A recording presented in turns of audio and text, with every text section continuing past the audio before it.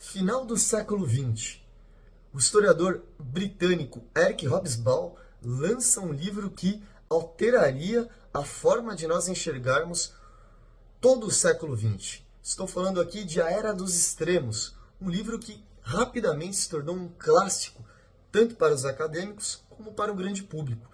E entre as grandes ideias que este livro traz, uma delas, talvez a mais marcante, é a de que a Primeira Guerra Mundial seria o marco de transição do século XIX para o século XX. A Primeira Guerra Mundial, que vai de 1914 a 1918, pessoal, ela altera permanentemente fronteiras políticas e ela simplesmente traz a implosão de vários dos impérios que existiam, criando os novos estados nacionais que seriam aí os players globais do século XX. A Primeira Guerra Mundial, como esse marco de transição do século XIX para o século XX, ela também lega, a pandemia da gripe espanhola, que surge ali de um modo um pouco mais ameno nas suas trincheiras e com a utilização daquele tipo de guerra em trincheira, ela se espalha e quando os soldados voltam às suas casas, eles acabam levando o vírus. Vamos cortar agora para o século XXI. A historiadora brasileira Lilia Schwartz publica em 2020 uma obra analisando os impactos da pandemia do coronavírus.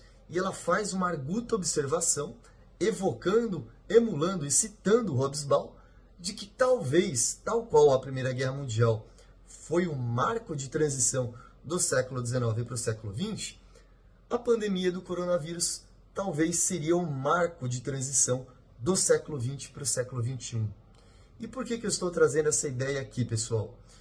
Porque a pandemia do coronavírus, ela impacta profunda e frontalmente a utilização das tecnologias digitais.